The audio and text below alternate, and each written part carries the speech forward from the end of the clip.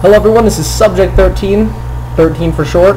I'm here casting, actually this is a pretty high level game. This spawning up here in the right-ish center top is WaRVirtuous. I'm going to be referring to him as Virtuous, but this is James Surin, our patron saint of the CHS StarCraft Club. And spawning down here in the bottom left center-ish is NotinTime, who is not actually part of the, this. I don't know the relationship between these guys, and I don't know who this Floppy Flams is, but he says you're dumb and you're spamming.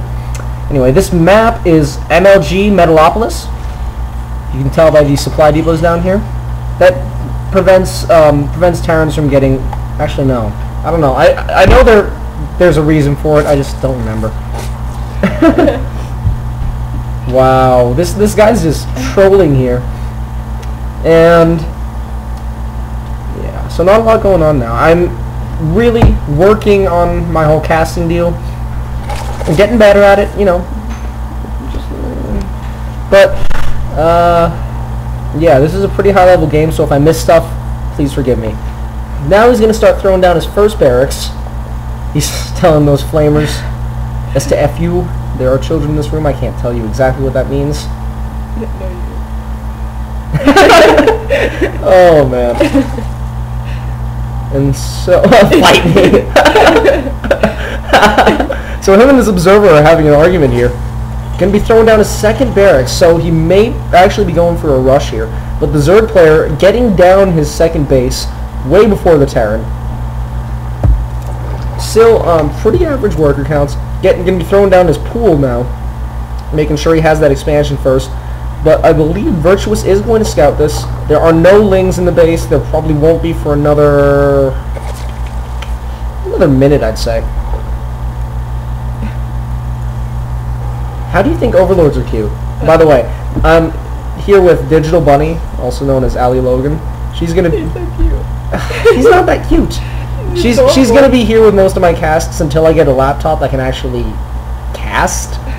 For now, I'm gonna use hers, or her dad's rather. So he's gonna be yelling at that drone with his rifle. Now he's got that orbital down. His pool will be finished in just a minute. So this SCV is going to get driven out by all these drones. So many drones there. There's actually that drone actually got up in the base, so I don't know if he's gonna plan on doing anything with it. Second base just now down, getting out that queen. Always vital to have a queen. I call them hive mothers whenever I'm... Actually, he doesn't have a queen at his main. This is really interesting. So, Virtuous going to be putting down that early pressure. He's going to be dancing away from these lings, putting down that bunker. These drones are trying to focus on that SCV. They do get it.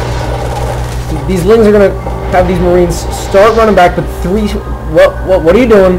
Come on! Oh, he just had a rally point to the middle there, so that was dumb.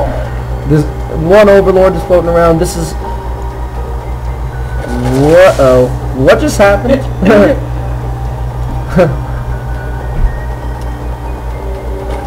So yeah, he doesn't actually have a queen up here. He is slightly supply blocked, making a couple Overlords. See, whenever I get supply blocked and I'm playing Zerg, which is often, I normally make just like 6 or 7 Overlords and leave it at that.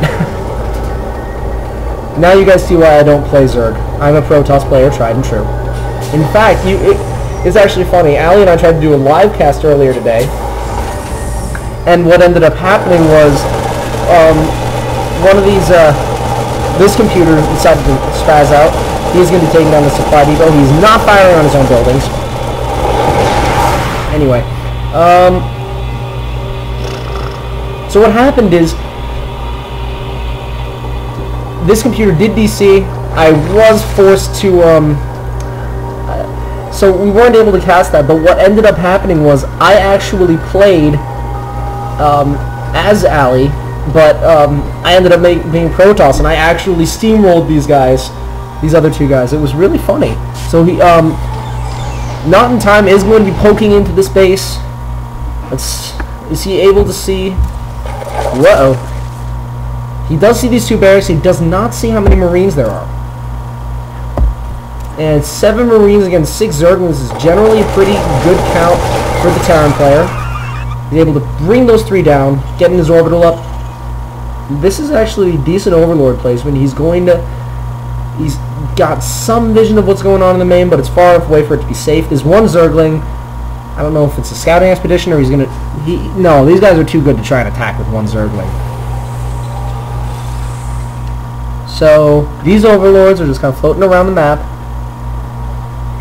And he is getting his 3rd base now up. So, that's really good timing on behalf of the Zerg. It's not cute! It's... It's a giant floating crab with a sack of gas on its back. That's not cute! It's an abomination. These things are cute. Look at him. His little tail wagging, his little wings. Yeah. You know what? I don't care if that would be a dog that could tear me to bits. I still like it better than these Overlords. So, both players doing a really good job of macroing. Zerg player getting out his creep spread and these roaches. Again, supply blocked. Not a good place to be. Still only on hatchery tech, which is interesting because you can't get these roach upgrades without a lair. Ah, there it is. So he's actually focusing on taking up his natural rather than his main, which is really interesting because most players tech up at the main, but then again, he is playing against a Terran. Terrans are famous for their drops. He's supply blocked too. So Terrans are famous for their drops. So what's going to happen? He's going to drop in the main and take out stuff that's not really necessary. He's going to be able to keep his lair. Oh. Anyway, this going for a double hatch. So it looks like he's going to try and run roaches. Now, Virtuous not doing a great job of macro right now. So you got a whole bunch of minerals, but he is, like I said, going to be going for this drop over here. He does have his medevacs out, working on that stim upgrade, and it looks like our Zerg player is actually going to be getting banelings. Where's that nest? There it is. Did you guys know that that's actually a living Zerg organism? That thing up at the top with all the claws?